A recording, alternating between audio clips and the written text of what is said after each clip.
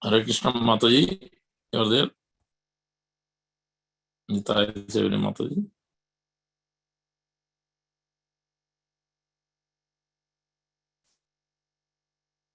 Hare Krishna Mataji.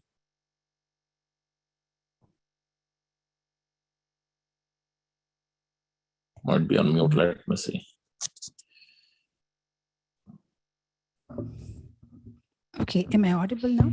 Yes, Mataji. Okay, Hare Krishna. Hare Krishna Mataji. Please accept my respectful obeisances. So, our Grace Nitai Sevini Mataji is a disciple of His Holiness Jayapataka Swami Maharaj, took initiation in 1998 from Atlanta. And she is the president along with her husband, Sambadas Prabhu from ISKCON Visakhapatnam. So we are very fortunate to have her today speaking on the glories of Srila Bhakti Siddanta Thakur Goswami Prabhupada. Thank you so much, Mataji. Can begin. Thank you. Hare Krishna. Okay, that's one adjustment need to be done.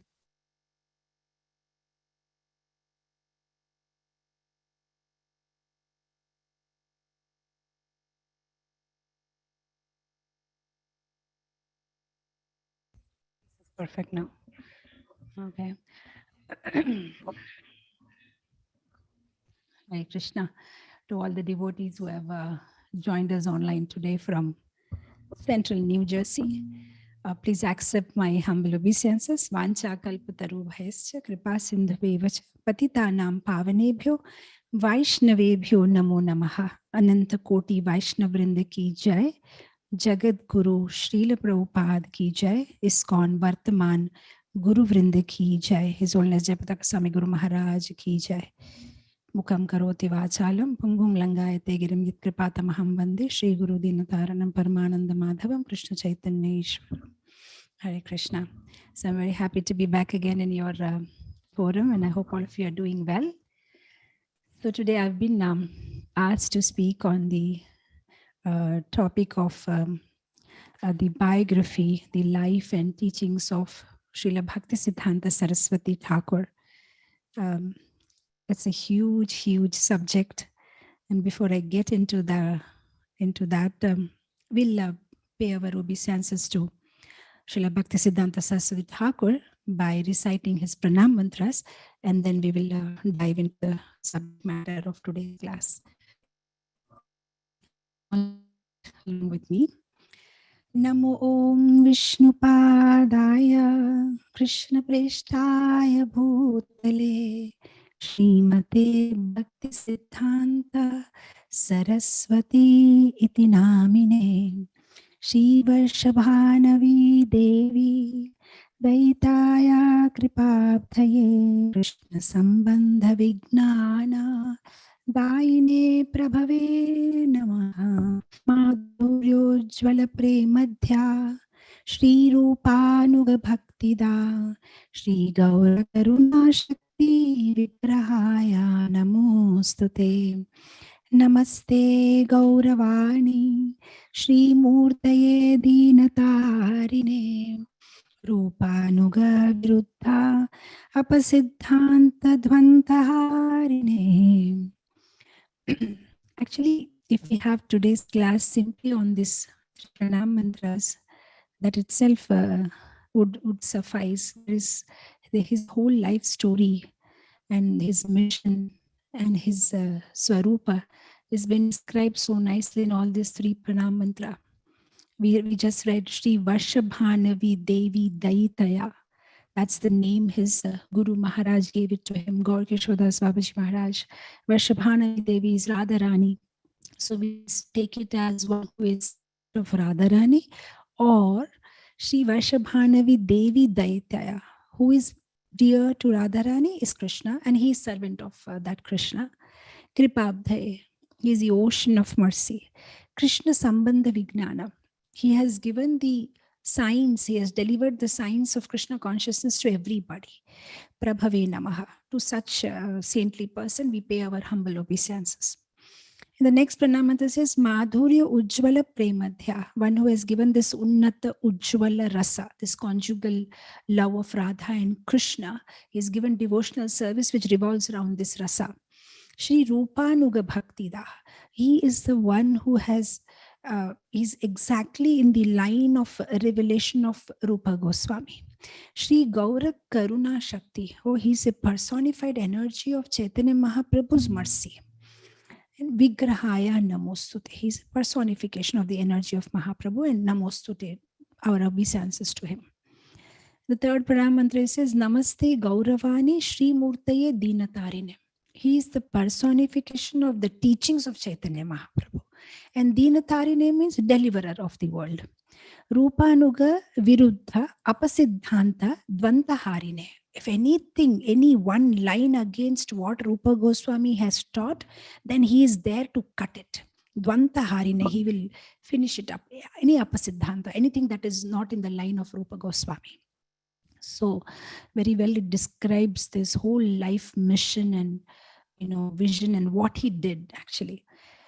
Bhaktisiddhanta Saraswati Thakur occupies a very important place in all of our lives because he gave us Srila Prabhupada, Srila Prabhupada's guru. Srila Prabhupada was so particular that his appearance and disappearance days should be celebrated properly. In fact, at many places he said 108 items should be cooked and it should be done very grandly. And and not only in our lives, actually, he occupies a very important position in the whole Gaudiya Sampradaya. Because at the time when there was a lot of confusion, a lot of problems, a lot of contamination happened. And after Chaitanya Mahaprabhu left, and after some time, of course, there were the whole situation in the Gaudiya Sampradaya is like that. Sometimes goes up and then goes down. So sometimes it goes up. There are some pointer preachers like Baladev Vidyabhushan, Vishwanath Chakravarti Thakur. But again, after some time, it went down. And again, Bhaktisiddhanta Saraswati Thakur came and he again brought it up. And then again, Srila Prabhupada continued it. So it's like that. And he's one of the pointer preacher who brought about a lot of revolutionary changes. And he was a radical preacher. And in Krishna Leela, he is Nayan Manjari. In Krishna Leela, he is Nayan Manjari, permanently having a residence in Yavat. And as Nayan Manjari, his age is 12 years, 3 months and 15 days, pinkish in color, Vamamadhya, and permanent seva is to put lac underneath the feet of Radharani. But here in the preaching mission, he comes as the son of Bhakti Vinod Thakur.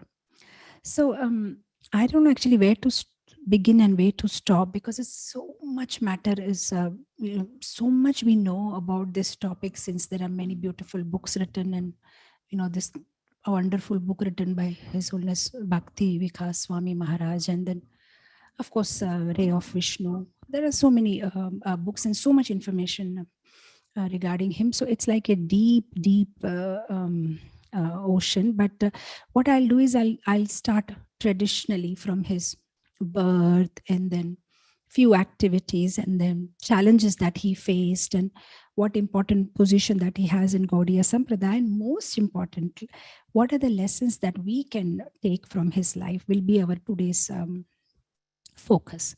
So to begin with, once upon a time, in a place, holy place of Jagannath Puri, there lived a holy man called Bhakti Vinod Thakur, and he and his wife, Shri Yukta Bhagavati Devi Dasi, gave birth to this amazing personality called Bhakti Siddanta Saraswati Thakur on 6th of February 1874 at 3:30 p.m.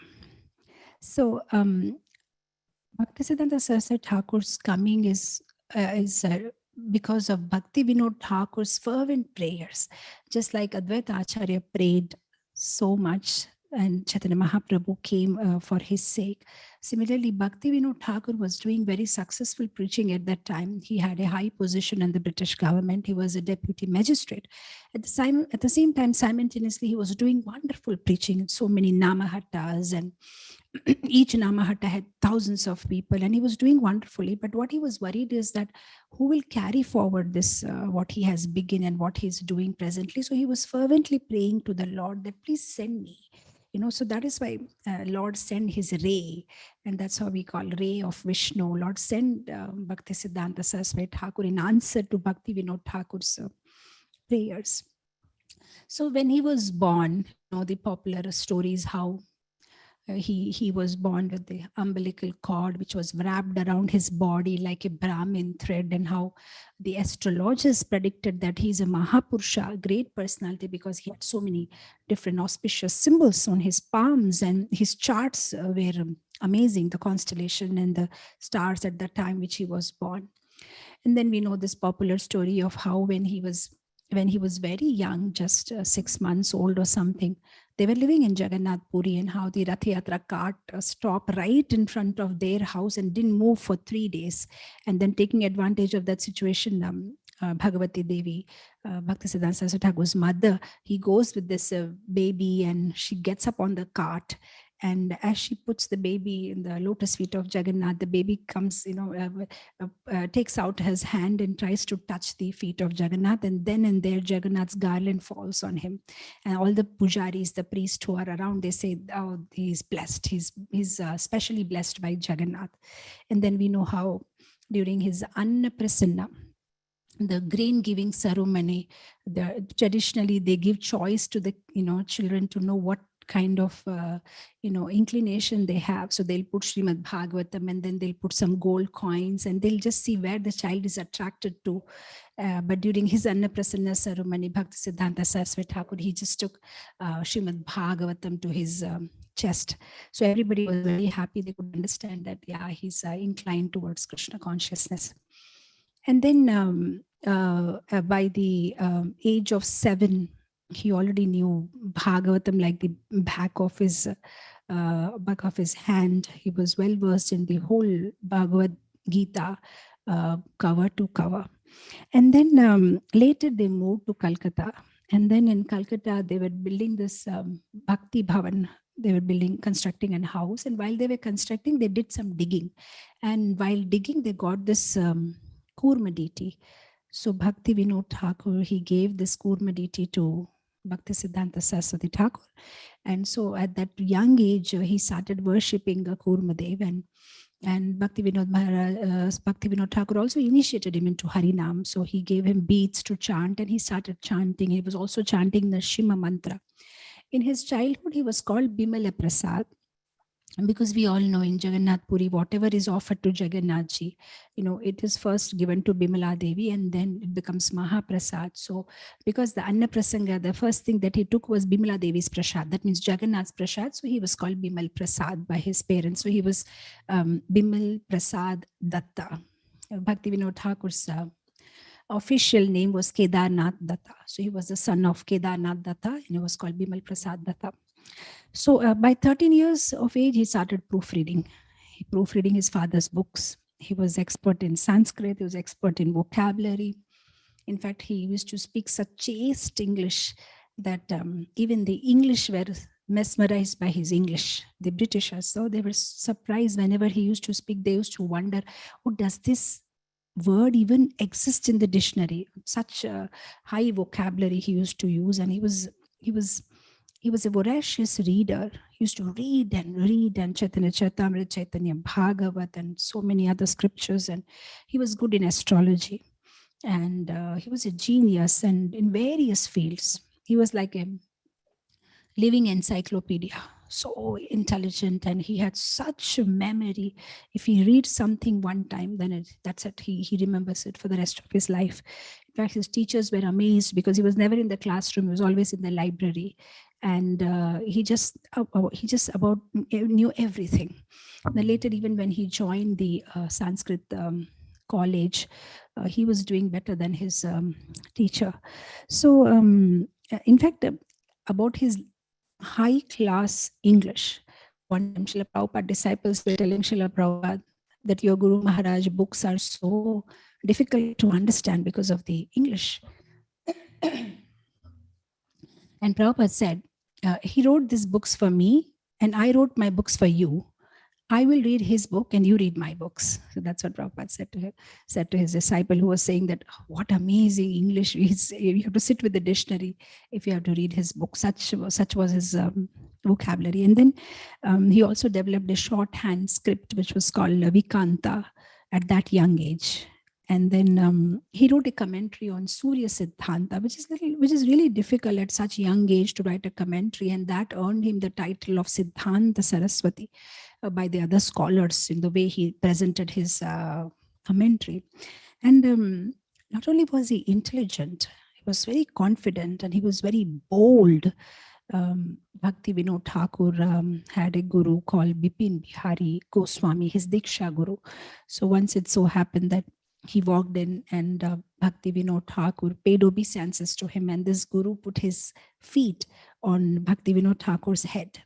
And after that, when Bhakti Vinod Thakur went inside, Bhakti Siddanta Saraswati Thakur, our Bimal Prasad, who was sitting there, he could not tolerate, and he just told him directly that you may be his guru, but do you know who my father is? He's Nitya Siddha, and how can you put your leg on his head? And then later, after some time, of course, at that time, immediately Bipin Bihari Goswami told Bhakti Vinod Thakur that your son is bold, too bold, he's actually rude. And later on, when Bhakti Vinod Thakur came to know about this, many times in his classes, he used to tell about this incident, that how Bimal Prasad reacted. And he was a bold preacher. He had a lot of scriptural knowledge, sharp memory. In fact, people like Raja Ram Mohan Roy, the reformers at that time, and Ramakrishna Paramahansa, they were afraid of him. And there was this one very famous guy during those times called Ishwar Chandra Vidyasagar. So Bhakti Siddhanta Saraswati Thakur, he asked him, said, why can't you speak about God? You're speaking so many things. Why don't you speak about God? In fact, people were so afraid of his bold preaching, and he was so knowledgeable. They could not, nobody could defeat him, and many scholars used to shiver at the sight, especially the Mayavadis. If they actually saw him on the street, they would simply cross the road and immediately leave. They didn't even want to come in his sight, because they know they will be thoroughly embarrassed. And in fact, if he used to see Mayavadis, sometimes he used to just go and confront, "You are an offender, you are an offender. Why do you say Krishna does not have a form?" So he was like that, very bold. And the very famous incident is that of Medinapur. There were once this huge program in Medinapur, a 3 days festival, and where the big topic of debate was about the superiority of Brahmanas and Vaishnavas. So his father was supposed to go for that program, but he took to bed. He was ill. So in his place, he sent Bhakti Siddhanta Saraswati Thakur. So he went and attended that festival. He was from very young age. He was very good in debating, and was very good in logic and rational thinking, and he could defeat just about anybody. So he went there and attended the 3 days festival. So on the first day, he started speaking about how great Brahmanas are. How the Brahmanas are so great that if they walk all the 4 directions, pay obeisances to the Brahmanas, and how Brahmanas means who knows the Brahma, they have Brahma Gyan, and wherever they go, it brings all auspiciousness. So he went on and on and on praising the Brahmanas. So all those Brahmanas who were sitting there, they became so happy. Oh, looks like he's on our side. He's praising the Brahmanas. And then the second day of the festival, he spoke about the current situation the Brahmanas are in, how they have fallen down and how they're not up to the standard. And on the third day of the festival, the final mega conclusion he gave, that how Vaishnavas are greater than Brahmanas in every aspect, and the whole assembly was applauding him. They were all full of applause, and they were so happy the way he presented and concluded, that they were all mesmerized by him. And in fact, there was like a stampede. People wanted to run and rush and go and hold his feet and take the dust from his feet, and there were police officials who had to control the crowd, and there was almost like a stampede. Young boy speaking so amazing, and everybody was so happy hearing his arguments, and everybody was convinced. And then, of course, later on, he went to King of Tripura, and he had a job there. He took a job with the royal king. He had to teach the prince, educate them, and give advices. He was like the royal historian, giving important advice to the king. But after 3 years of service, he decided to retire.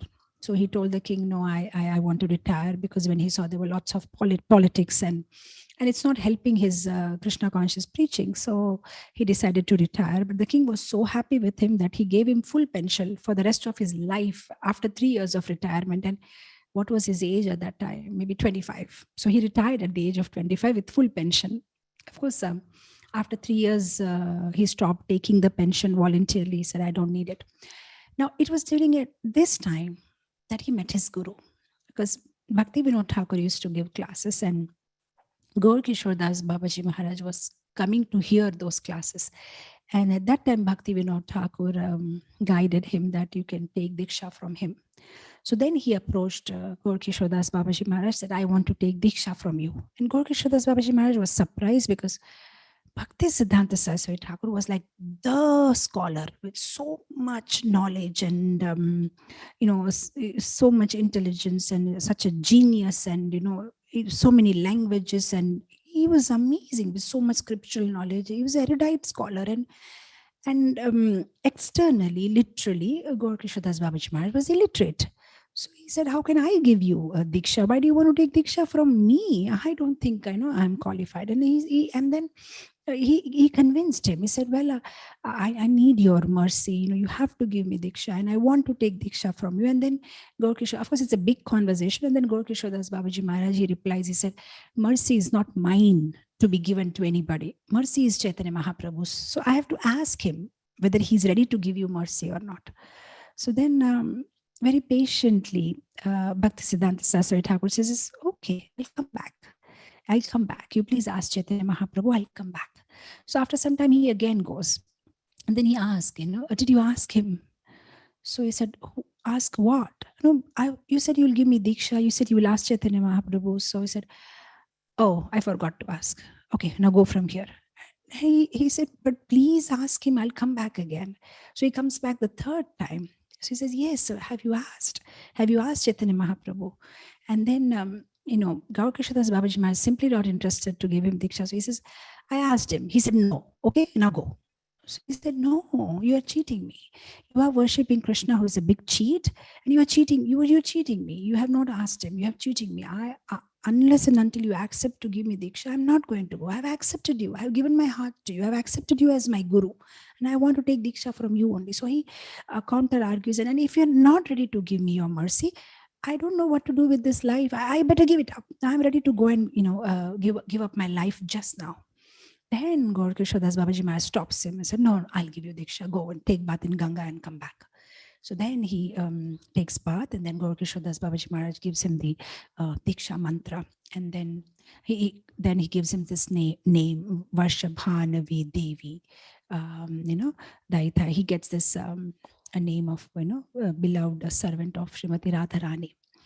So 2 points that touched me when I was just going through this is, which we can take in our life, is determination.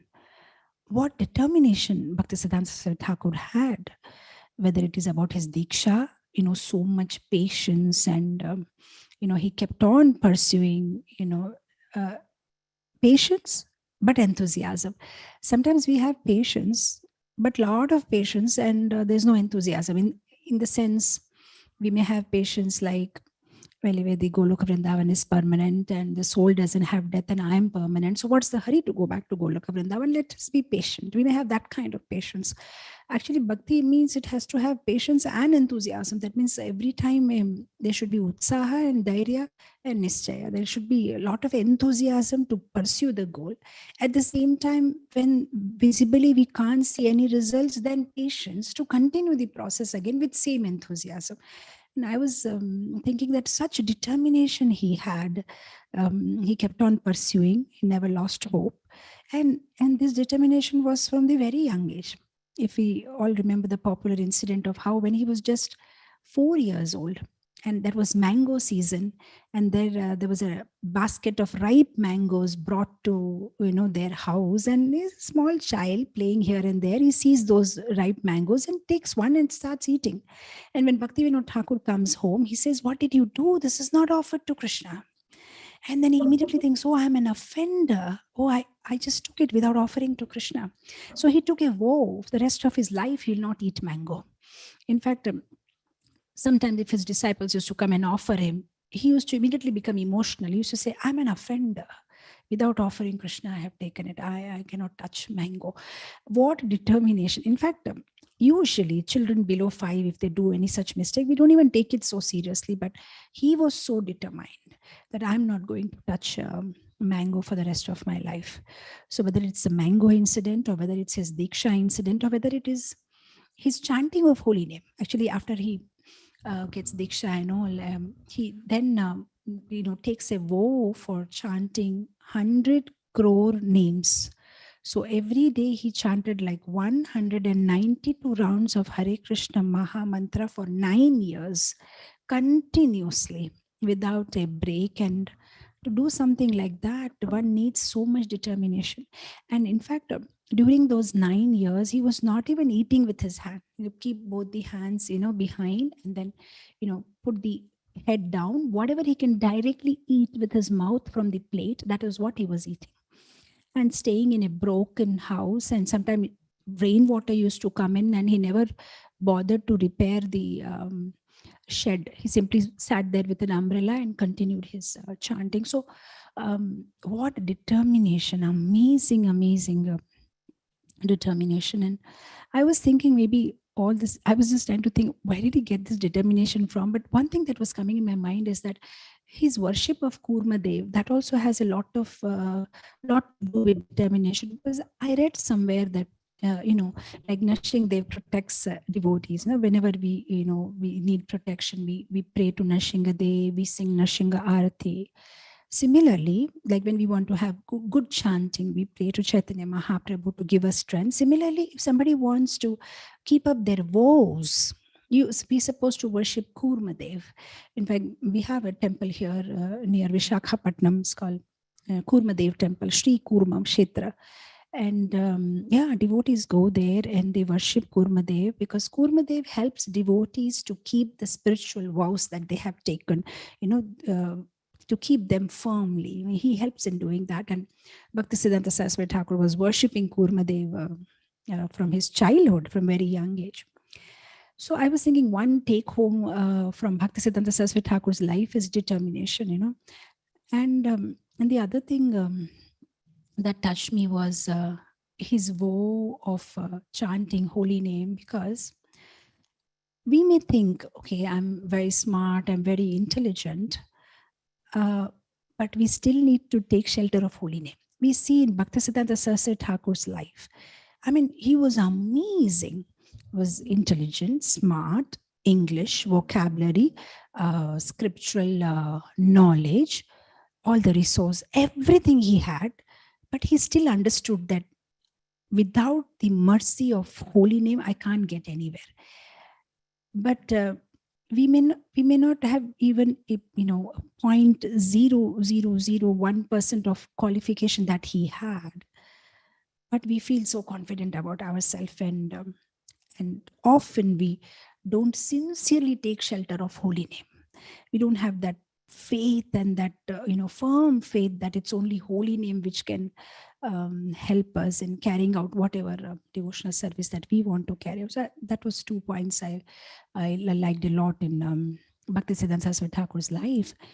And there was another thing that was coming to my mind, that when we spoke about determination, is that his path was not so easy. If we just study his life, there were so many challenges that he faced, because at that time there was Britishers who were ruling India, and the values were degenerating, and even the rich class people, the top class people, they were convinced by the Britishers that they are stupid and they should be embarrassed about their own culture. They should ask questions about their own culture and they should try to imitate the West, and that will make them more smart. So values were degenerating and the whole situation was like that. And the Britishers were ruling, and Christian missionaries were preaching, everywhere. And they were Jati Goswamis,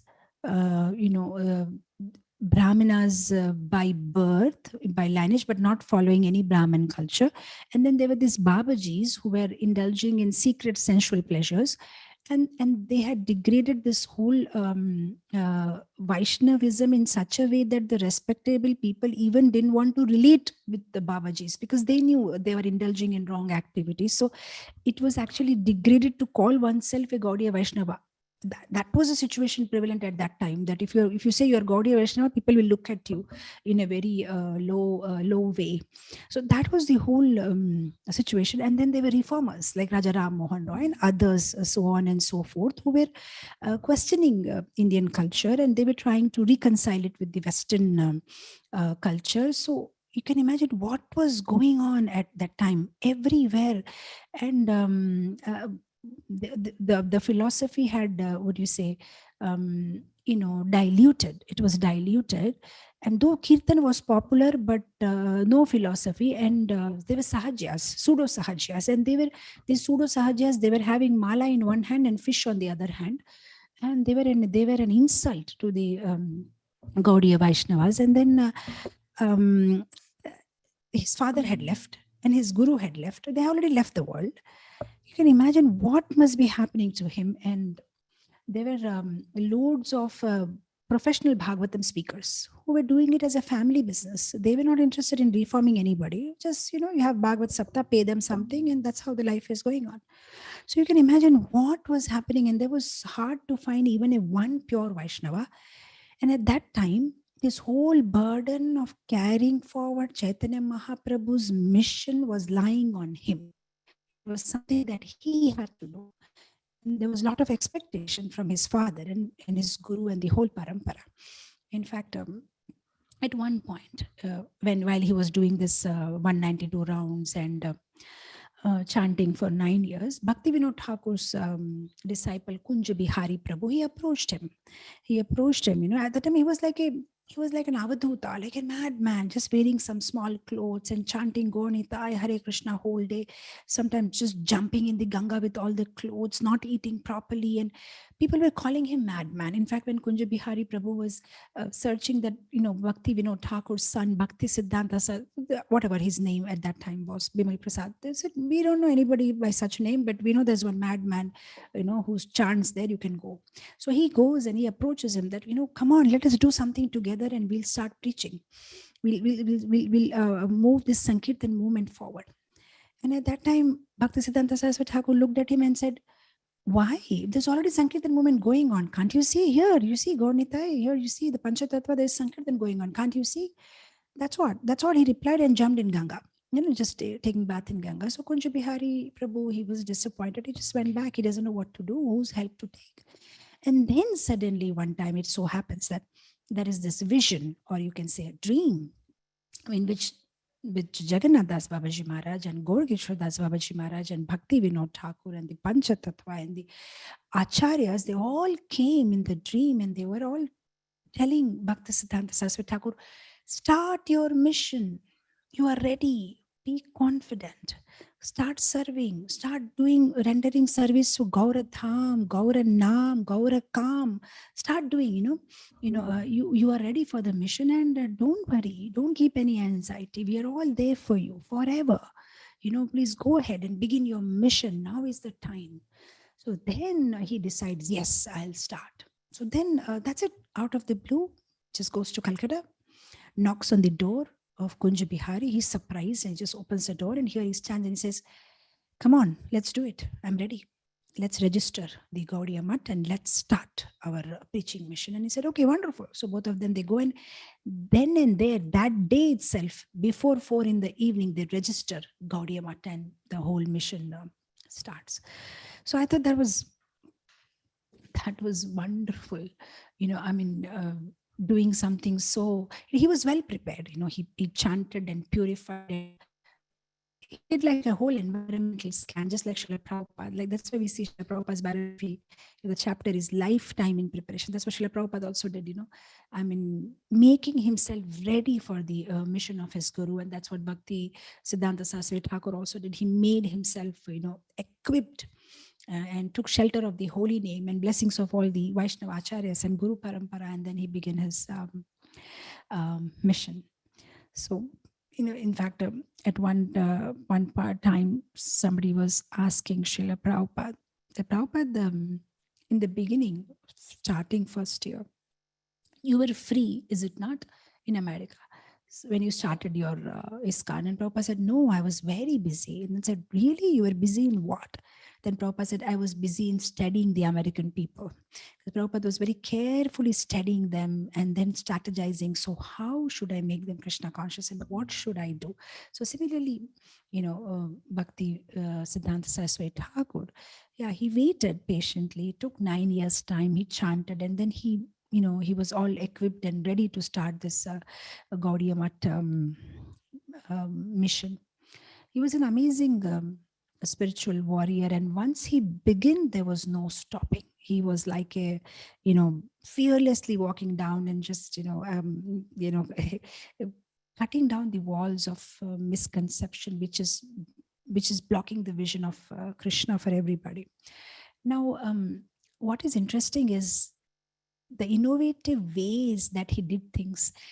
Actually, there are these three things: Sambandha, Abhidaya, and Prayojana. Sambandha is our relationship with the Lord, and Abhidaya is the way we execute after understanding that relationship, and Prayojana is achieving the ultimate goal. So these three remains common, whether it was Chaitanya Mahaprabhu's time or Bhakti Siddhanta Saraswati Thakur's time or Baldev Vidyabhushan or us. But sometimes what is adjusted is the Abhidaya, the way you execute it. The goal remains same and our Sambandha remains same. But sometimes the expert Acharyas, they change the Abhidaya, the way you do it. They will innovate and they will revolutionize. They'll just bring about some changes according to time, situation and circumstances, but the prayojana, the goal remains same. So there are a lot of different things and strategies that he adopted, which were very very radical, very difficult to accept for people of those times. For example, he was using cars, which is nobody can even imagine those days. Babaji Maharaj, they were very simple. He used to wear wristwatch. He used to wear sewn clothes. He used to use radio. He used to travel in car. He used to go by boat. He was using, sometimes he was wearing Western clothes, depending upon when, what kind of situation. And then he's speaking in English language and so many things he was doing to spread Krishna consciousness. And the most revolutionary thing that he did was taking sannyas, because actually Bhakti Vinod Thakur had also accepted Babaji Vesha. Jagannath Das Babaji and Gaur Krishna Das Babaji Maharaj, he was also Babaji. And then Rupa and Sanatan Goswami, they were also taken Babaji Vesha. So he was the first person in the Sampradaya who took sannyas. And why did he take sannyas? Because those days, those who are in Babaji Vesha, they were not respected at all. They were looked down upon. But those Mayavadis who were wearing saffron cloth with danda, people were respecting them. Oh, they are sannyasi. So Bhakti Siddhanta Saraswati Thakur thought, I'm giving pure Krishna consciousness, but just because of my dress, people are not respecting me. Okay, I'll wear saffron. But then he didn't have his Guru. Maharaj was not on the planet to give him sannyas. So he just goes and takes sannyas by himself from the picture of his Guru. Just puts a picture of his Guru and he just takes sannyas. And he gives himself this name, Bhakti Siddhanta Saraswati. Siddhanta Saraswati he already had. He just added Bhakti to that. Bhakti Siddhanta Saraswati Thakur. And he said, now I'm in the saffron robe, so that now people will listen to my Vani. So that's very revolutionary, taking sannyas by yourself. And then, he went to any extent to do the preaching. And not only did he take sannyas, he gave sannyas to so many. He created like a big army of sannyasis and brahmacharis, and they were all on fire. They were all helping him in spreading Krishna consciousness. And then another very special thing that he did was creating institution, which is very surprising because all along it was he who was against institution. In fact, he made many statements and spoke against having an institution. In fact, having an organized religious institution, he compared it to Putana. He said, just like Putana, she promised milk but delivered poison to Krishna. This is what the organized religious institutions are doing, and they have been misused. And they are promising something nourishment, but actually they are, they're not doing. They're like Putanas. So he was so much against an organized religious institution, but when he saw the need for it, that looks like without this, I won't be able to spread Krishna consciousness fast. Then he just changed. He changed his stand, and he, started this organized structure of Gaudiya Math. Because his argument was that not everybody, small devotees, may have a strong urge for Krishna consciousness. They may have a small urge for Krishna consciousness, but this small urge has to be nourished. Just like if there is a small trickle of water, what happens usually when the small trickle, it will go up to some certain place. After that, it will get dry. But if you make a pathway for the trickle, then it will continue for longer time. So suppose if you have, many institutions, if you have an institution which joins all the small trickles, all the small devotees, then all the trickles will join and become a river, and river can flow very easily into the ocean without getting dried. So that was the philosophy, that institution means it can bring all small trickle, it can bring all small devotees together, and together, like Prabhupada gave the example of bundle of sticks. He said one stick you can break, many sticks together you can't. That's what an institution can do. Many together, they can they can do something to take Krishna consciousness forward. So he created the institution, and then the other thing that he did was borrowing different vocabularies, like using words which were never used before, something like universal fraternity, or using word like preaching, church, spirit, cult, all that, he just so that others can understand, like the Britishers or the people who were there at that time can relate to it. So he used different vocabularies, and and then he also did something for general mass. He started the he made the Navadvip Mandal Parikramas more magnificent. Every time that he went on parikrama, there were like 5,000 people, 100 midangas, lots of flags, and it was like a festival, and people were so attracted with the Harinam Sankirtanam. And then also he started the printing press. He had 4 printing press, and he was printing the books of different other sampradayas also, Ramanuja Sampradaya and Kumara, Nimbak, Madhvacharya, all the different sampradayas, whatever the common points, where everybody agreed. So those points he was emphasizing, and he wanted to basically unite everybody and be a big force in bringing Krishna consciousness in everybody's life. So he regularly met different scholars and leaders, and he was trying his best to somehow or the other meet more intelligent and sensible people and somehow bring them into Krishna consciousness. And he condemned Raganuga Bhakti, because those days they were taking advantage of that, Sakhi Bhav and all those things, wearing those women dress. And also he emphasized on Vaidhi Bhakti, so to follow Vaidhi Bhakti. And then he emphasized a lot on Shravan and Kirtan. So you should hear regularly. He used to tell his disciple every day, hear the Sanatan Siksha and read Chaitanya Charitamritam. In fact, he was so attached to Chaitanya Charitamritam that at one time when his disciples were saying, those days there are like, floods, and sometimes, everything goes underwater. So they said, what should be our priority? So he was saying the 2 things you should protect always. One is the deities and one is the books. So then he was saying that suppose you are drowning in the water, then you 3 books you protect: Bhagavad Gita, Bhagavatam, and Chaitanya Charitamrita. And suppose if it's becoming too heavy, you can protect only 2 books. Then you give up Bhagavad Gita and you protect Bhagavatam and Chaitanya Charitamrita. And if it's still becoming too heavy and you're going to drown, then you leave Bhagavatam, but you protect Chaitanya Charitamrita. And if it's still becoming too heavy, then you get yourself drowned, but don't live without Chaitanya Charitamrita. Otherwise, anyway, if Chaitanya Charitamrita is not there, what you will do by living? No use of that life if you can't save Chaitanya Charitamrita. In fact, at one place he was making this statement that every devotee should read Chaitanya Charitamrita at least 100 times, because Chaitanya Charitamrita makes our heart soft, and with soft heart you can understand Tattva better. So like that, he gave a lot of importance to Shravan and Kirtan, and we know he liked our dear Srila Prabhupada so much because of Srila Prabhupada's quality of hearing. When he was formally introduced, Prabhupada, he was also called Prabhupada, right? Bhakti Siddanta Saraswati Thakur Prabhupada. This is Abhay Babu. And he immediately said, yes, I know him. He hears very nicely. He hears.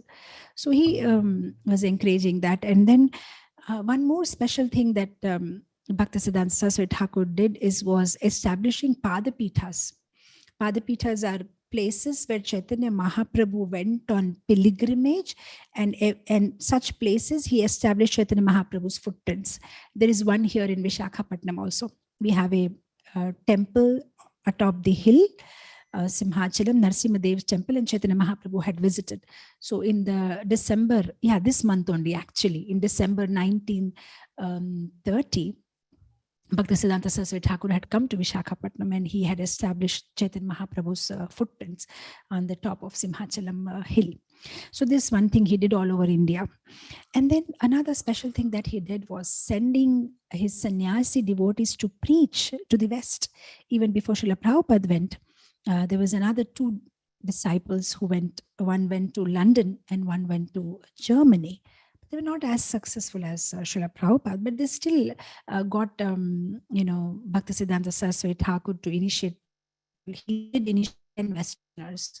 And of course, the third disciple of Bhaktisiddhanta Saraswati Thakur who went to the West was our dear Srila Prabhupada, and then we know the rest of stories, history, what he did. And there was one nice point Bhaktisiddhanta Saraswati Thakur was making, that he said, I'm not only the proofreader of the printing press, but I'm also proofreader of men. I see their faults and I proofread, I just check and I try to remove those faults in them. And then he was making one very funny statement. He said, I am born in the zodiac sign of crab, or I think that's Cancer zodiac sign has a crab. So he said, I am born in the zodiac sign of crab. And he said, I don't know if it's Cancer or I don't know, but whatever. I said in the zodiac sign of crab. And he said, if any apasiddhanta, I'm ready to pierce and cut like a crab. I'm not going to tolerate. It was very, when we hear this, we may have an impression that he was very strong and bold and hard-hearted or very strict, but actually it's the other way around.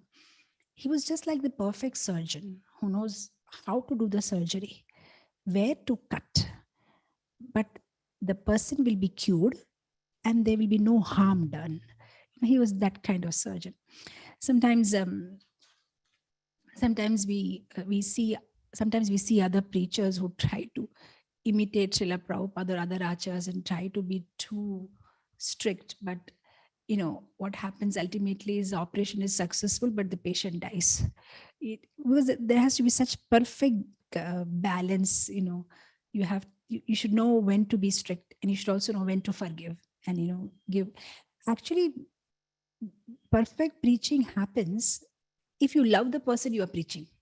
Unless and until you have genuine love and care for that person, you cannot preach nicely. If you really care and you really love, then you really know when to say what and do what, so that you don't hurt the person. At the same time, you guide him very nicely in Krishna consciousness. Now, I'm just reminded of this past time. Bhaktisiddhanta Saraswati Thakur was invited to one of his preaching centers, and there they had worked very hard, and I think they made a temple there, and they had called him for deity installation. So when he went there, he said, where is that devotee who had actually worked hard and brought the temple to this level? So the disciple said, Guru Maharaj, that person had some affair with a lady, and he didn't behave properly, so we rebuked him and we sent him out from the temple. And Bhaktisiddhanta Saraswati Thakur got so upset. He said, I'm leaving this place just now. I'm not going to install the deity. How can you throw the person out? And then, he was saying that somehow where he's, you search and bring him back. Okay, everybody has some fault, but you don't throw them out of the temple. They can be always rectified. One should understand one's mistake and continue serving Guru and Krishna. And that's the only rectification, that you should serve more harder. If you make a mistake, you serve more nicely. Not that you make a mistake and you just throw the person out of the temple. So he said, I'm not going to install the deity. Go and get the person. So at that time, Madhav Maharaj, who was called the at that time his name was Hayagriva Brahmachari. So he went and somehow searched for that errant, that brahmachari who had done the error. He was working in some watch company. So he went and said, Guru Maharaj is calling you. And this man, he came running and crying, and he fall on Bhaktisiddhanta Saraswati Thakur's feet, and he said, I joined this watch company after leaving the temple, but I was not happy here. I always wanted to come back to the temple, but I don't know how to show my face. And then he said, you are more merciful than Krishna. Guru Maharaj, thank you so much for accepting me back again, and I want to always serve you. So that's how he just accepted him back. And I thought that was so sweet. I mean, at times he was very tough, at times he was very sweet, at times very tough. One time, one of his disciples, who was to give regularly 2 rupees donation, those days 2 rupees was a big thing. Every month he used to give 2 rupees donation to Gaudiya Math. So one time Bhagavatam class was going on, and that man, he just walks in, like moving everybody aside, and comes and sits in the front. And immediately in front of everybody, he said publicly, just because you are giving every month 2 rupees donation, you have not purchased me. If you have come late for the class, go back and sit, So at times he could just be blunt, and at times he was so affectionate that even if somebody made very big mistake, he would just forgive them. And there was this one cook in Gaudiya Math who was very aggressive, and he used to end up fighting with everybody, and he died. And when he died, devotees were actually relaxed and happy, and they were all saying, how he used to fight. Remember, how he used to fight for this. They were all discussing like that. And Bhakti Siddhanta Saraswati Thakur was in the room, and suddenly he opened the door. He's hearing all this, and then suddenly he opened the door and he said, yeah, but he used to maintain his dhoti very cleanly, very nicely. He used to wear his dhoti. After that, everybody kept quiet. So what he was trying to give message is that why not look for the good, in somebody, instead of always criticizing. And at many occasions, he did that. One thing that he hated was criticizing devotees. He was completely against this, and even in his final instructions. And time and again, at number of places, he has said, don't look at others' fault. That is not your business. You look at your own self. How much lust you have, how much deceit, kutinati, what is filled inside you. Check yourself.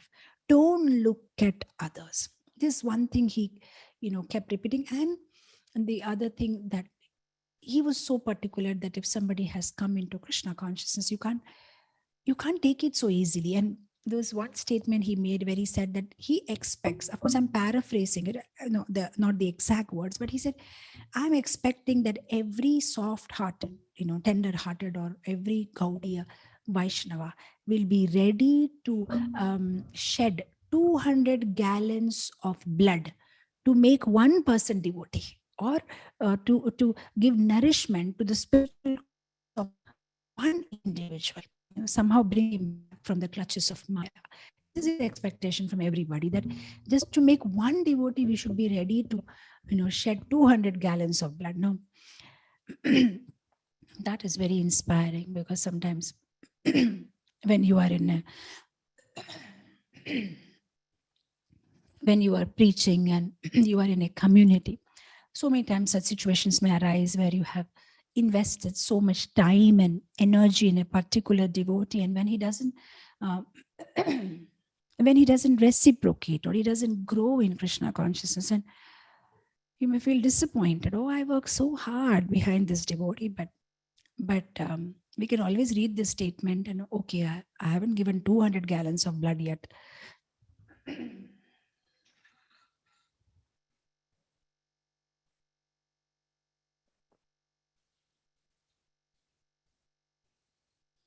So we can always feel better that, okay, I haven't given 200 gallons of blood. We are supposed to give 200 gallons of blood to make one person devotee. So he was so caring and so, so loving. And I think he used to, just like our Srila Prabhupada, who maybe wrote answers to 7,000 letters in his lifetime, apart from writing books and morning conversations and meeting different people and guests and giving Bhagavatam classes. And he wrote 7,000, more than 7,000 letters. Similarly, Bhakti Siddanta Saraswati Thakur also. He used to reply each and every letter, not dictate to his secretary or type, write answers. And there were 2 or 3 bullock carts which were carrying those letters in different places and giving answers to everybody. So he was really concerned, and he wanted to personally reciprocate, with everybody. And there's one other thing that I like so much about him, and personally I've tried to use this in our community. Anybody who is at loggerheads, they don't like each other, then he used to make sure that, make that person publicly glorify the other person. Now imagine, now they're supposed to glorify each other publicly. So what will happen? All your anger and enviousness and everything, whatever bitterness you have, it just evaporates. So he had like this, unique this to make sure that everybody's together and cooperate together, because we are a minority. Actually, we are very few in this whole big world, and if we don't cooperate with each other, and if we are not together, how will we spread this mission? So he knew how to maintain just the right balance. Sometimes scolding, sometimes giving a lot of affection. He said not to criticize. At the same time, he used to say, a sadhu who flatters you is your enemy. You should be away from them.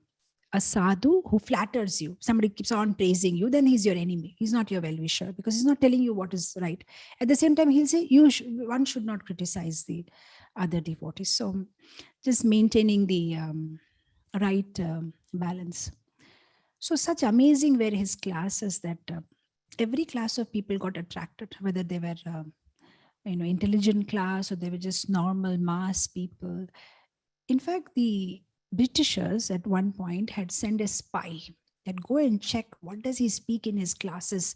You come and inform us back. So this spy, he came and he was sitting through the class. And after 3 hours of class, instead of going back and informing the Britishers, he thought, I got my guru. He just left his job and he said, I just want to surrender. And he became a disciple of Bhakti Siddanta Saraswati Thakur. So from that time, the Britishers, they stopped sending spy, because if we're sending spy, we are giving him disciples, because our spy, they go and become his disciple after they hear his class. So, so amazing he used to speak. And then not only that, he used to speak for hours. At one time, he spoke for 7 hours continuously. So the disciples were now tired. So one of the disciples went and very humbly said that, Guru Maharaj, maybe you need to take rest. You've been speaking last 7 hours. So he said, yeah, speaking Krishna consciousness is rest. Last 7 hours, I'm taking rest. Okay, no, I'm taking rest. Now we have to do something, action. So for him, speaking about Krishna is like taking rest. So like that, he used to give amazing classes and practically demonstrate whatever he was speaking, so that they can understand it nicely. There was achar and prachar. I'm reminded of one funny incident. One morning, Bhaktisiddhanta Saraswati Thakur. He gave a very amazing class, a very strong class on detachment, how one should be detached. And that day, after prasadam and all, he was, as usual, he's just writing his books. There is this ink bottle and everything. And he saw from his room that a monkey is gone, to the storeroom and taken 2 bananas and running away. And Bhaktisiddhanta Saraswati Thakur, he stopped writing and he ran behind the monkey, who had taken the 2 bananas. And the monkey made him run around. And finally, the monkey threw the banana and that, spilled the ink bottle and all that he had written, everything got disturbed. So, Bhaktisiddhanta Saraswati Thakur's cook, he said, Guru Maharaj, if you don't mind, I just want to ask you this one question. In the morning, you gave a big class, how to be detached. And now we see you that for 2 bananas, you spoiled your whole work and you were running behind a monkey. How are we supposed to understand this? Then he said, no, we have to be detached, but that bananas are Krishna's banana. Radharani wants to offer it to Krishna. How can he take Krishna's banana? So I thought that was very interesting, because sometimes even when we hear classes, we actually really don't know what's the practical, how are we supposed to practically, implement in our life. So we may think detached means, so I have to be not detached from service, not detached from protecting Krishna's property. The detachment is from our sense enjoyment, but when it is, like Krishnarthe akhil cheshta. Upadeshamrita says, Rupa Goswami says, one should not over endeavor. But at the same time, he says, Krishnarthe akhila cheshta. Oh, Krishna, you should do over endeavor. So like that, only they can actually explain. If we try to read on our own self, we may just have so many conclusions, but then they really, teach us what is the essence and how are we supposed to implement them in our life. So he had very good political, social contacts, and in fact, he was at one point he was also in touch with Subhash Chandra Bose, and I heard somewhere that for 10 years he sent Jagannath's Mahaprasad to Subhash Chandra Bose's house.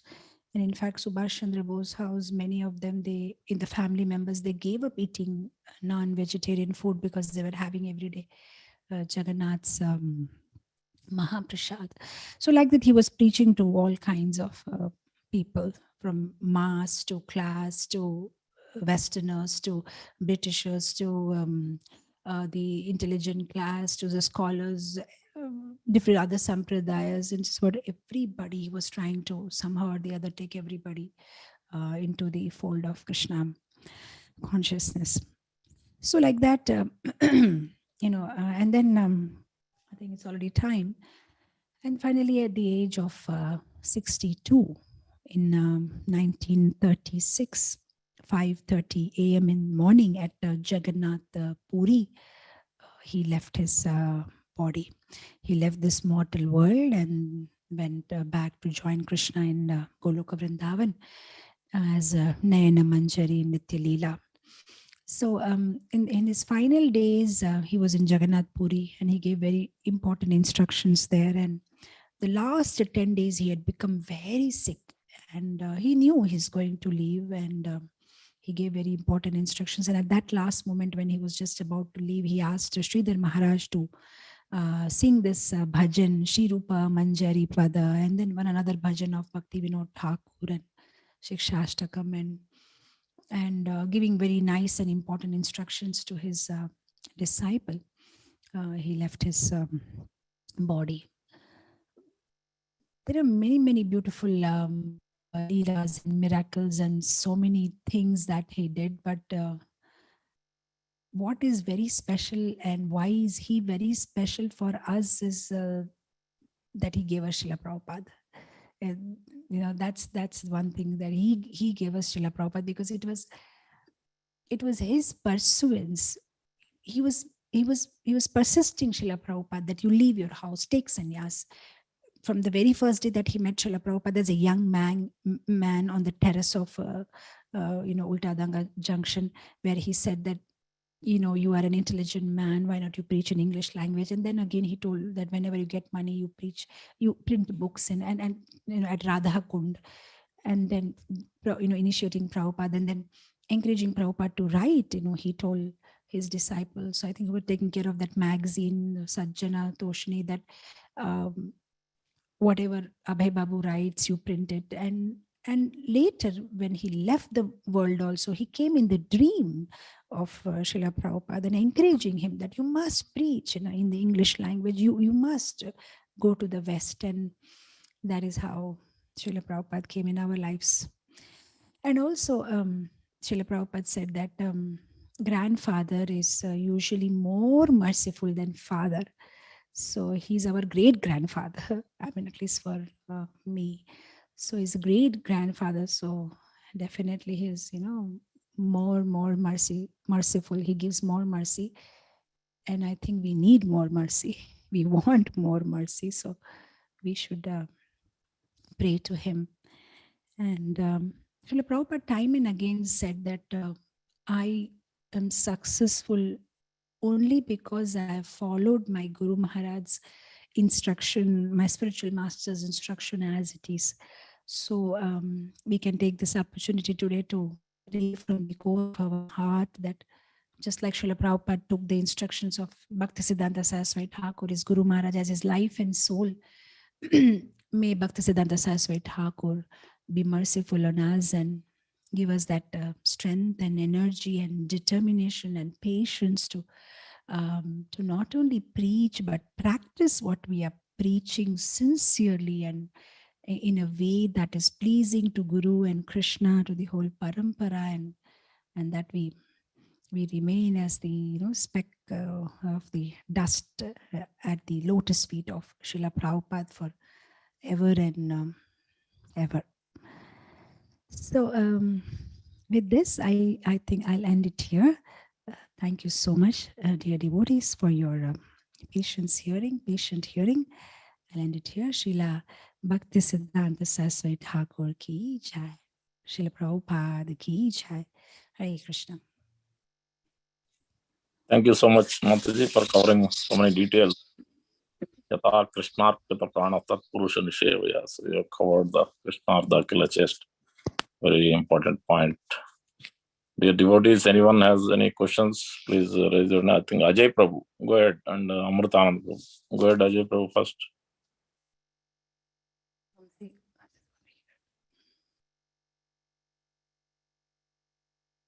Maybe I have to allow them to unmute. Hold on, give me a minute.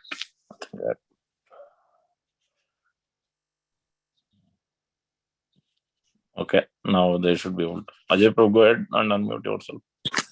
Hare Krishna Mataji, Dandavat Pranam, all goes to Prabhupada. Mataji, I have like a practical problem I want to bring up. Like when I'm doing chanting, if I don't do chanting on that day or some other work or anything, I'm developing this frustration why I was not able to do chanting properly today. And that's frustration ending up in getting angry on family members. So I know it's everything happens to the mercy, but I want to develop more love and more how to achieve but that getting frustration is not the right way. I'm thinking, Mataji, please guide me, Mataji. Thank you. Hare Krishna. Okay, so your question is that you're chanting sometimes very nicely, but on the days that you're not chanting, you get frustrated, and sometimes that frustration becomes too much and you pour it out on your family members. So what to do about it? Actually, there's something in this connection related to Bhakti Siddhanta Saraswati Thakur's life, I'll tell you.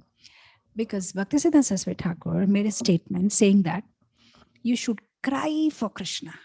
So then the devotee said, but Guru Maharaj, we are not able to cry for Krishna, then what to do? Then he said, then you should cry that you are not able to cry for Krishna. But then he said, but Guru Maharaj, if we are not able to cry that we are not able to cry for Krishna, then he said, then you should cry that you are not able to cry that you are not able to cry for Krishna. And then he went on saying, and then, adding one more cry and one more cry. And at the end he said, but you should cry.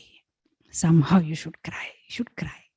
So actually it's a good sign if somebody is like frustrated and angered and why didn't I do my chanting today properly, or why couldn't I do it? It is nice because it shows that it's so important for you, but but you don't have to show it on others. You should show it on yourself. That's the only change you need to make. That frustration is good.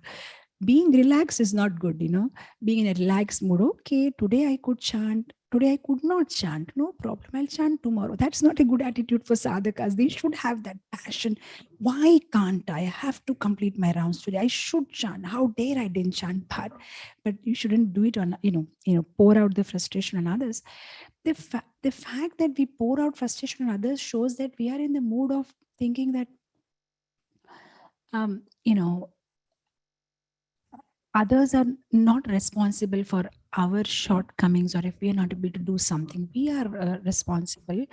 And when we have a lot of false ego and we think we are the boss, then that comes out where we think we can shout on somebody or get angry on somebody, or we just have to work on our humility quotient. We just have to work on our humility. And if we understand that Krishna is in everybody's heart, and if we understand that we are Vaishnavas, and if we are in constant consciousness, like many times I give this example, just like when you go to a departmental store, they have a sign, you are under CCTV surveillance. There is a CCTV and we are watching you.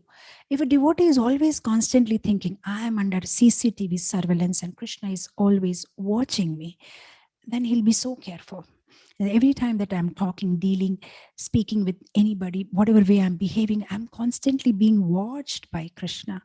And whatever we do, what we talk or we behave, we should just rewind and check.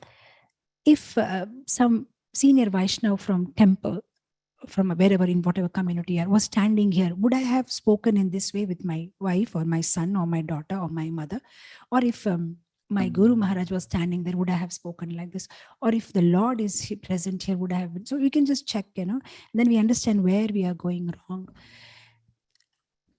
I think bhakti is, the whole process of bhakti is to be conscious of Krishna and conscious of what we are doing, saying, very mindfully, whatever we are doing. And the fact that you realize that you are doing that is also a good sign. Avlokan, that okay, I think I'm sometimes there are people on the certain stage where they don't even realize. They think I'm fine. But then at least now, because we are regularly chanting and associating and hearing, we understand, no, I'm wrong and I want to correct myself. And then again, we improve a little bit more and I say, where should I correct myself and how should I correct myself? But the fact that we are meditating on it itself will give us correction. There is no other outside medicine to be taken, or there is no quick fix solution. It's not like 2 minutes Maggi noodles. You just have to, So now we are conscious and we are constantly being conscious. So when we are constantly being conscious, the graph will improve. Because sometimes, if the graph is like you are every day getting angry or regularly showing your frustration on others, then from every day it may become weekly, from weekly it will become monthly, then sometimes and yearly, and then slowly it will go away.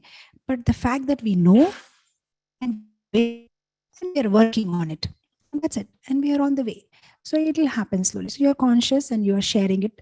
And the fact that you publicly shared it itself shows that you're doing so good. You're like, okay, you're accepting it. So then slowly, you just have to be conscious of it and try to avoid it by yourself. It's in your hand. Who else can help you? You have to help yourself. So it's in your hand. And next time actually not able to do chanting properly and frustration all arises because of there's so many other deep rooted reasons. Sometimes it's lack of time management, and sometimes we don't know what to give priority, and we end up doing things which are not so important, and we end up pushing our chanting, and so it's all related actually.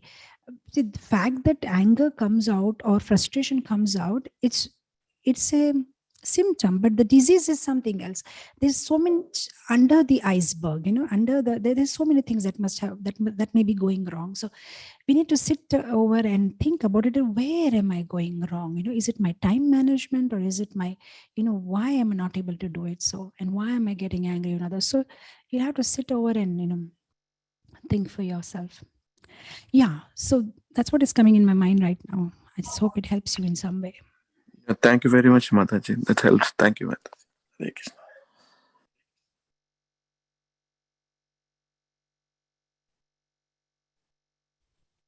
Go ahead, Amritam Prabhu. Hare Krishna Mataji. Please accept my respectful obeisance. All glories to Srila Prabhupada. Thank you for the class. It was very nice, Mataji. What especially struck home was you gave the example of these pseudo Babajis who have a japamala in one hand and in the other hand they are having fish. And what that meant to me is physically or visually, we may see something which is a total disconnect from bhakti or sadhana. However, we are guilty, or at least I know I am guilty while chanting. Though I may not hold a fish in one hand, my mind is all over the place. And in the previous question, the Prabhu's question, Ajay Prabhu's question, you somehow answered in two parts. My question was, what do we do about it? One is, we can see somebody doing something wrong, but then in a sangha, it can happen that there is, not everyone is at the level of Bhakti Siddhanta Saraswati Thakur Maharaj can never be at that level, but there is the tendency to be judgmental. So when we are in company, we tend to be our best at a sadhana, chanting, behavior. But when it is not there, when you gave the example of CCTV, be conscious that Krishna is watching you. However, in practice, this can happen at some times and not at all the times. So how do we develop the sense of being Krishna CCTV Mataji? Which then, of course, would take care of being inattentive while chanting or your behavior, not just in front of others, but even in private. Thank you. First of all, thank you so much for making that wonderful point. I just like that point, what you said, that, not physically carrying a fish on one hand, but we're actually mentally carrying fish and crab and everything, so many things in our hand. It's a wonderful point. I liked it. And that's so very true. And your second part is that, so how do we constantly be in that consciousness of CCTV camera that, yes, Krishna is looking at me? I think the more we do Shravanam and hearing, the more Krishna becomes a big part of our life. The more importance that we give him and the more we hear, we become more conscious of him. That's what I'm able to understand, that, when the Vanchan, when the Swadhyay happens very nicely, we are so much conscious of Krishna. He's all over our mind because he has occupied so much space in our mind because we are regularly hearing and associating with devotees. I've seen with small children also, those whose parents go regularly for temple programs and temple seva. So when I interact with them, they say at our house, the only topic is the temple, and this happened in the temple today, and prasadam and service, and this Maharaj is coming. So they're so much occupied by a temple that it's difficult for them to remove temple from their mind. And I think that's what, if we are also regularly doing a lot of Shravanam and Kirtanam, Krishna will be all the time in our mind, and we'll be conscious of him every moment. Gradually it will happen. That's what yoga is all about, is it not? Yoga, yunjam, to be connected to Krishna at all times. And that is what is the essence of our spiritual life, is somehow to be conscious of him. That's why it's International Society for Krishna Consciousness. Always remember Krishna, never forget Krishna, somehow be conscious of Krishna. And I think for this yatra only, I had given this 4-part series on how to become favorite devotee of Krishna. There also we were discussing how Krishna expects that his devotee will be a yogi. Yogi means one who is connected to him all the time. So the more we do Shravan and Kirtan, we'll be connected to him all the time.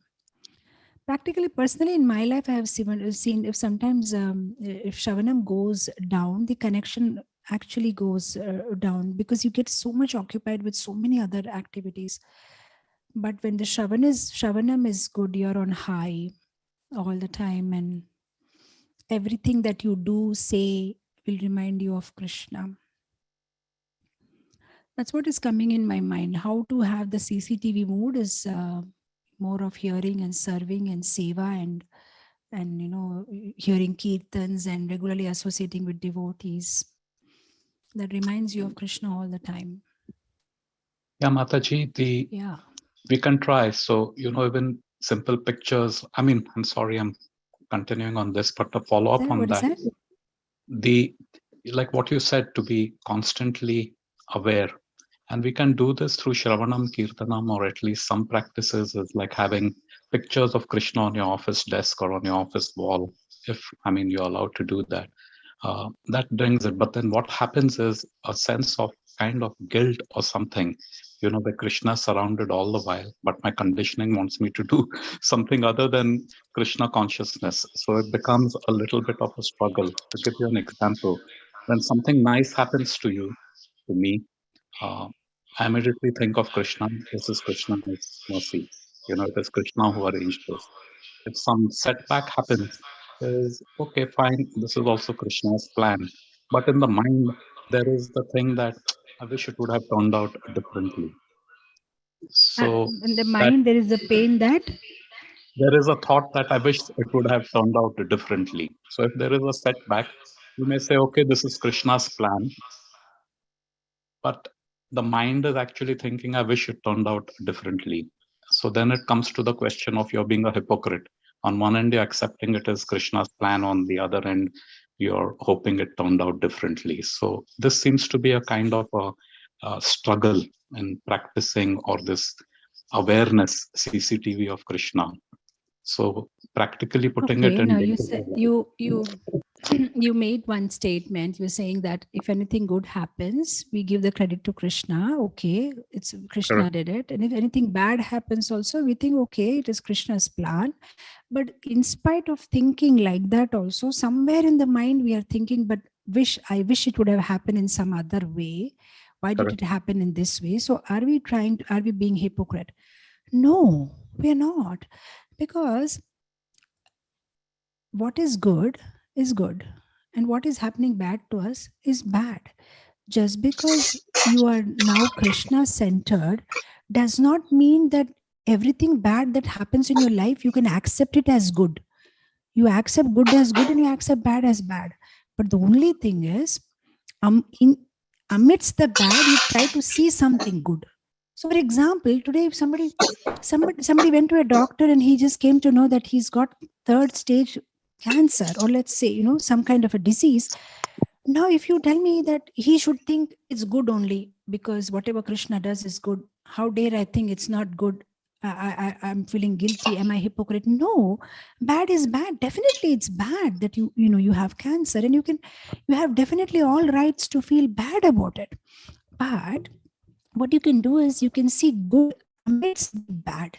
So everything that happened to you may not be good, but you can see good inside the bad. That means at that time you can say, okay, yeah, this is really bad that I have this health issue, but at least I came to know now. I know, at least I went through the test. Oh, at least I have the money to pay for the medicine. Okay, at least I have the doctor. Oh, at least I got Krishna consciousness before I entered into this disease. At least now I know, like Parikshit Maharaj, even I can chant Hare Krishna.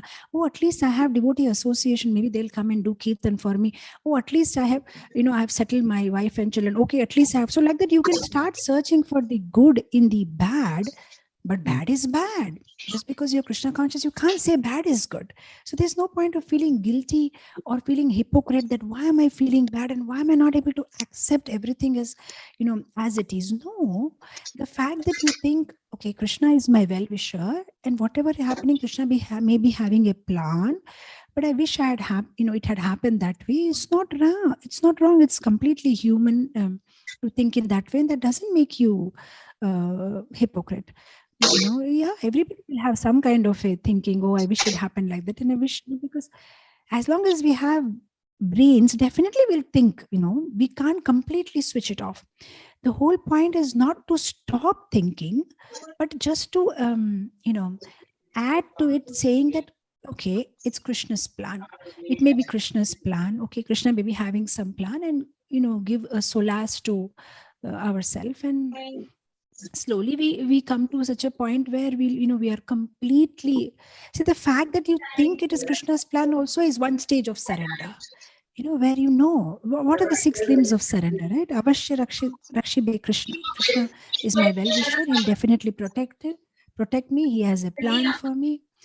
Yeah, so there is nothing to feel guilty about. It's completely human to think in that way. What would be wrong is if you were to think, just because the thing didn't happen my way, Krishna is not helping me, Krishna is not protecting me, so I'm not going to chant. That would be something negative. But the fact that you're simply thinking, I wish it would have happened in that way, is not wrong. There's nothing wrong in wishing. You can always wish for things to happen in certain way. But the only thing is what kind of response or reaction. If you are not reacting in an adverse way, you are not a hypocrite. That's what is my thinking. Yeah. Thank you, Mataji. Thank you for everything. Hare Krishna. So many devotees in line ask for the question. Rajarshi Ghosh Prabhu, Satyabhama Mataji first, and then Rajarshi Ghosh Prabhu, then Devkinama Prabhu. I think further Sapan Prabhu. Yeah, go in that sequence. Satyabhama Mataji, go ahead. Quick. Hare Krishna Mataji, Dandot Pranam, all glories to Srila Prabhupada. Thank you so much, Mataji, for such a wonderful class, as usual. Your humble and sweet voice was just relishing our heart. It was really relish our heart, and such a sweet nectar. Just wanted to share something, Mataji. After studying, I never worked, and I was just moving with my Prabhujis here and there. And everybody was just saying, you studied and you are not working. You just wasted one seat. Then I was just saying, I didn't waste the seat, but I just kept one vacant seat for one employee.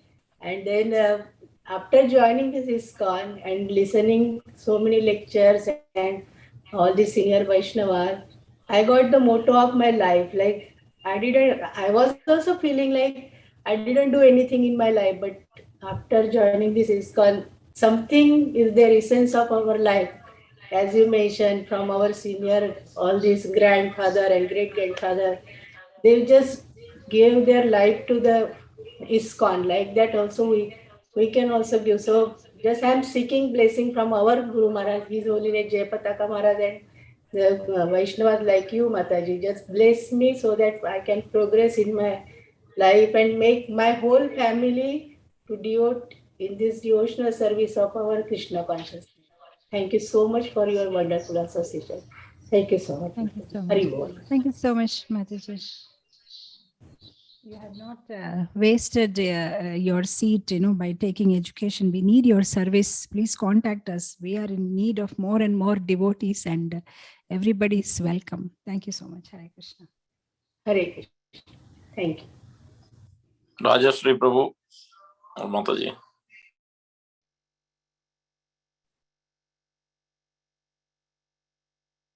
If you are not there, Sapan Prabhu, go ahead, and then Devkinama Prabhu. Hare Krishna Mataji.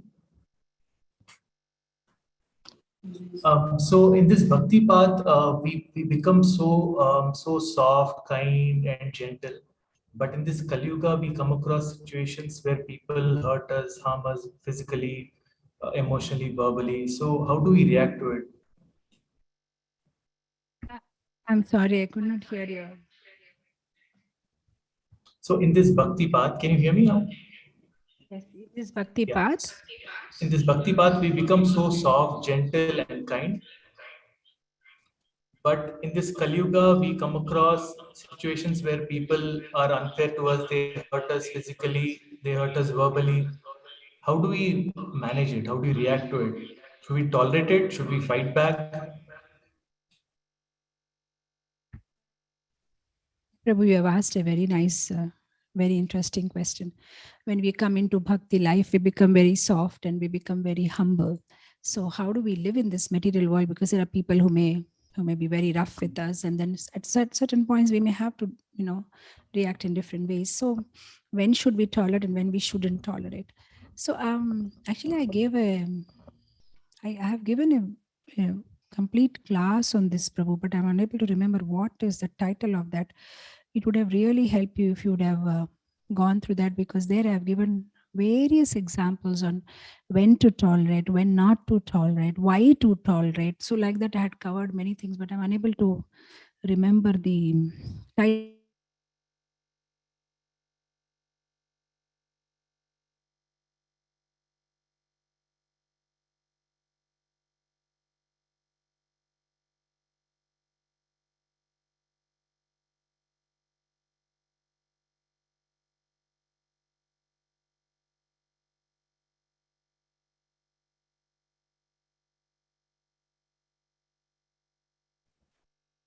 I think I lost the connection. I just hope you're able to hear me now. Huh? Yes. Yes, Can you Yes, hear you me were now? talking. Okay. Yeah. So I have given a class on this particular. Now I'm not able to remember. If I remember, I'll send it to Krishna Prabhu, and then he can send it. But in short, I just like to tell you this in Mrigari, the snake example of Narad Muni had a snake disciple, and how Narad Muni had asked the snake disciple not to bite anybody. And after a year, when Narad Muni visits the snake, he sees that the snake has been beaten badly by everybody. And then Narad Muni asked him, how come you have, come into this situation? He said, it's you, Guru Maharaj. You asked me not to bite. And then Narad Muni says, well, I told you not to bite, but you can hiss, you can hiss. So I think that same applies to all of us. As devotees, we don't want to, we want to be humble. We want to be tolerant. We want to be nice to everybody. But just like we were talking today about Bhakti Siddanta Saraswati Thakur's example of detachment, where he just gave a class on detachment, but then he was running behind the banana. So yeah, we want to be Trinadapi Sunichena Tarodeva Sahishuna, but then as if somebody is, disturbing our bhakti, or there is some obstacles, or if we have to deal with a certain person in a certain way so that it helps our bhakti, not about.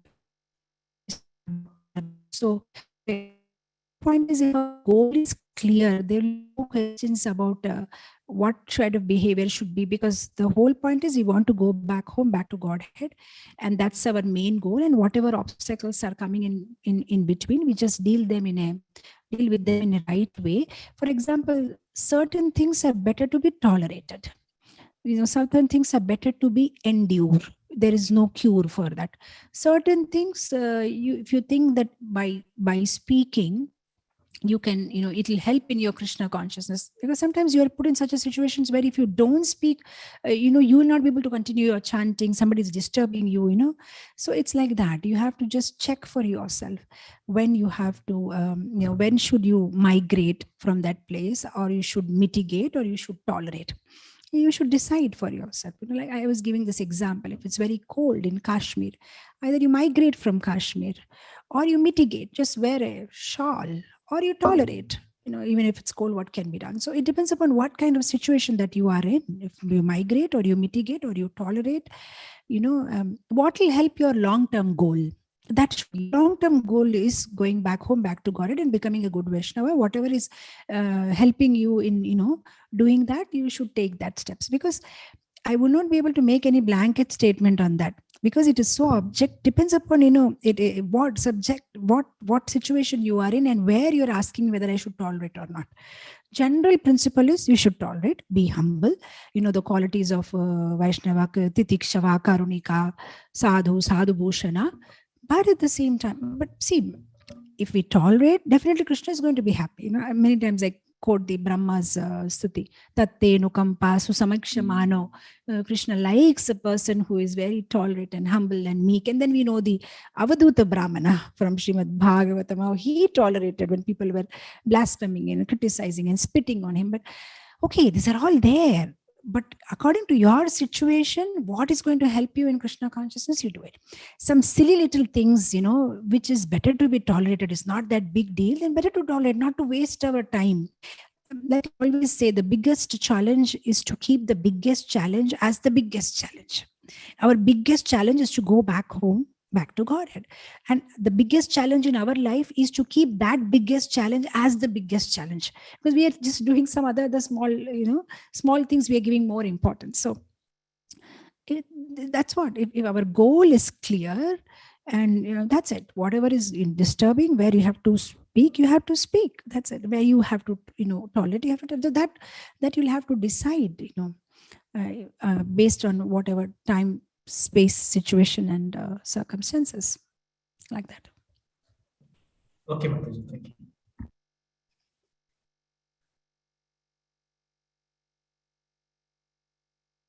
Okay. So, Rajarshi Ghosh Prabhu, go ahead.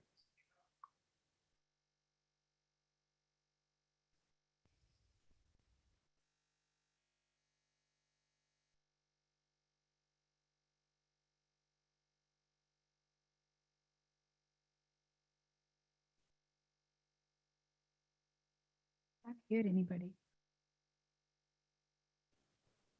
Hare Krishna Mataji, can you hear me? Yes. Hare Krishna Mataji, Dandavat Pranam.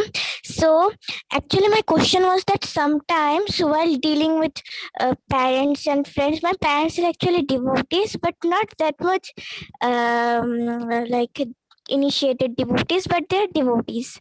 So, sometimes I get very much fanatic in preaching to my friends, and sometimes dealing with my parents. So how to keep the balance? Means you told in the class that how Bhakti Saraswati Thakur Prabhupada was very much like a surgeon and he was perfect at it. So I'm not really experienced and I have no idea about preaching, but sometimes I get some chance that I can preach, so I try something my best. And yes, and sometimes it turns out that the operation is successful but the patient is dead, so it turns out like that. So how to balance in these things, in this preaching? And my parents sometimes tell that no need to preach, no need to talk about Krishna, no need to take the name of Krishna also in your school. But how to balance that? Means should I do like this, I should not take the name of Krishna also in my school, or what to do? So Mataji, please guide. Hare Krishna.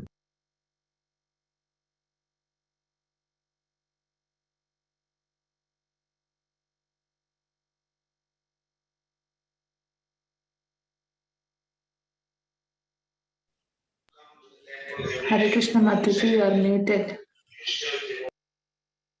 Mataji, I can't hear you.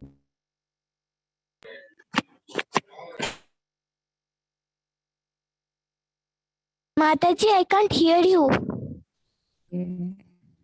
Okay, Hare Krishna. Now you can hear me? Yes.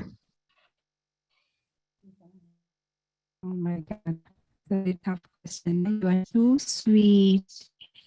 And I'm so happy to know that you are preaching in whatever way possible. So yeah, so just now I answered the previous questions. Yeah, sometimes when you see things are favorable, you speak. Sometimes you don't speak. See the situation. I'm just reminded of my college and school days where you get teased by others when you talk about Krishna, and they are receptive and sometimes they are not. So seeing the situation, when they are receptive, they are fine, and situation is all right, go ahead. When you see that a lot of opposition, you can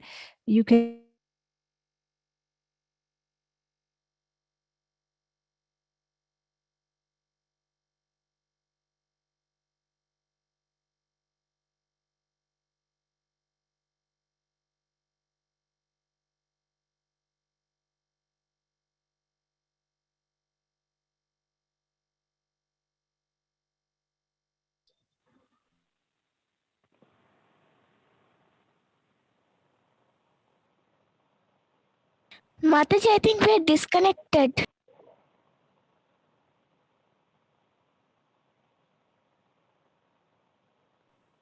Mata, you are muted. I think you're there but muted. And now there seems to be some problem with my net, or looks like my internet is asking me to stop. It's not able to get me anymore. Okay, so mail to me. I'll give you an elaborate answer for this, and some of my college and school stories also. I'll tell you how I was dealing when I was young and I was trying to reach. We'll talk about it. So it's already 9:50 and the connection is going and coming. I don't know what's happening with it. So I think we'll have to end it here unless and until there's something quickly somebody wants to say something and we end it. It's 9:05 for me and the net is giving me problem. Yeah. Sure, Mataji, no problem. Devakinanda Prabhu, want to say something? You can, then God will end that.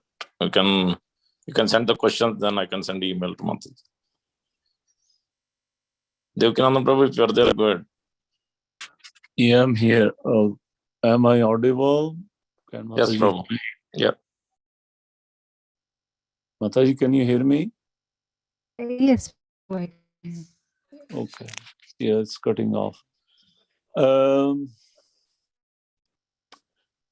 Yeah, I really appreciate sharing Chila Bhakti Siddanta Saraswati Maharaj pastimes with all of us, especially the teachings, what we learn from his pastimes, his life. One reflection I was having that our either Bhaktivinoda Thakur or Bhakti Siddanta Thakur or Srila Prabhupada Ji, they are our acharyas, and we appreciate when they made radical changes to the traditions, and they made adjustments, and we learn from those teachings and we glorify them because they were very kind and generous and merciful to the contemporary people with the time, place, and circumstance.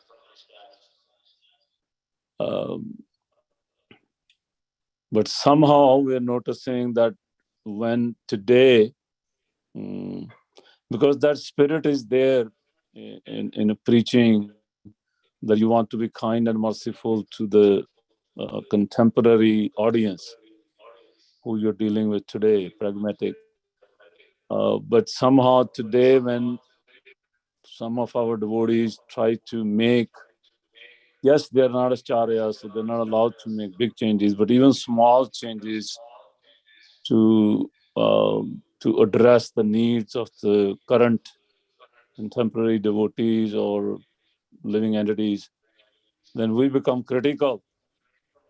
We chastise them. We make them run away from our spiritual organizations.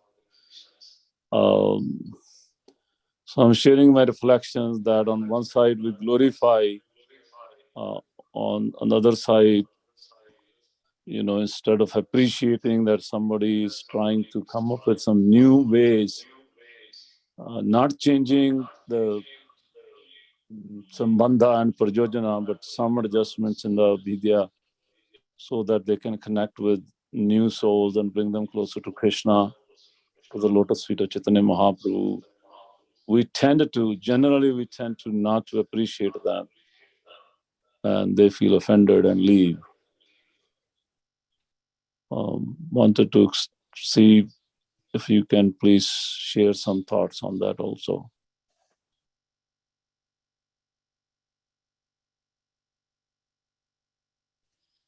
So thank you so much, Prabhuji, for sharing this point that we are not so tolerant to any changes, even if small devotees want to make some change.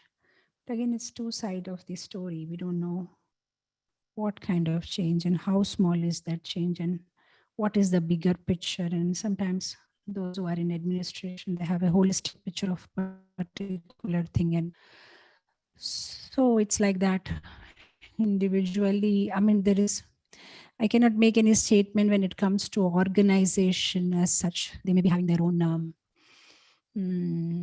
limitations, but maybe on individual level, on our personal level, we should be more accommodating as far as Abhidaya is concerned. Whatever way it can be done without disturbing the core principles, and if whatever way on our individual level, whatever we can do, we should try to do. And it comes to organization level, depends upon what is our place and situation and how much do we have say. If anything can be done on an institution level, it's great, But we can start with our individual level and be more accommodating with our family members. Sometimes we are so rigid about any changes that our family members want to make in day-to-day life also. While following Krishna conscious, we want particular things to happen in this way only and that way only, and we are not very accommodating to them. So maybe we can try it, we can start it on individual level, and slowly, if everybody is cooperative, we can start it on community level. But again, it's all, Krishna's plan. Sometimes if some things happen, the changes we want, and also good, doesn't happen also. See, for example, the Gaudiya Math was doing so great. They were on fire. They were like Titanic, the unsinkable. But the Titanic sank. The Gaudiya Math was so successful. And Nayana Manjari herself, established 64 centers, but they all collapsed. So now somebody may think, why did it happen like this? Why couldn't they be more accommodating? Whereas Bhakti Siddanta Saraswati Thakur himself was so novel and radical in his ways, and why these people could not be more accommodating? Why didn't they follow his instruction, have GBC, more democratic way, accommodate everybody? Why did they just, make Gaudiya Math into so many fractions and ultimately everything collapsed? But everything has a plan, because they didn't accommodate and they were not so dynamic and they were rigid. And, that's why Srila Prabhupada came out of Gaudiya Math, and then he started his ISKCON, and we got something more bigger. If Prabhupada would have stayed back in Gaudiya Math, God knows if he would have made it so big, maybe he would have just preached in one center in Bengal. But because all this happened, then a bigger preaching happened. So I personally feel to take it like that. The change is possible. Everybody's accepting, great. If it's not accepting, that is also Krishna's plan. We can keep trying, because unless and until we are on that position in an organization to make some change or inspire others to accept that, what can we do on our individual level? Whatever we can do, we should do. If it's not possible, we should take it as Krishna's plan. Maybe Krishna has some other plan for that devotee, whoever you say. Sometimes they leave because their change was not accepted. Maybe Krishna has some other plan, and maybe some other way they'll get connected in future. We don't know. So otherwise, I don't even know what to say about that. That's what I feel, that we should try to start it on a personal level, on individual level, in our house, in our small community, whatever. Try in that way, and if it happens, great. Doesn't happen, Krishna has a plan. It didn't happen in Gaudiya Math, Prabhupada did something better. Sometimes some devotees, even if they are not connected to us, because we could not accommodate their changes, maybe they'll do better outside. If nothing is in our hand, we simply pray. That is in our hand. We can pray. That's it. Thank you. Thank you so much. Thank you. Hare Krishna. Okay, Krishna Prabhu, shall we close it here?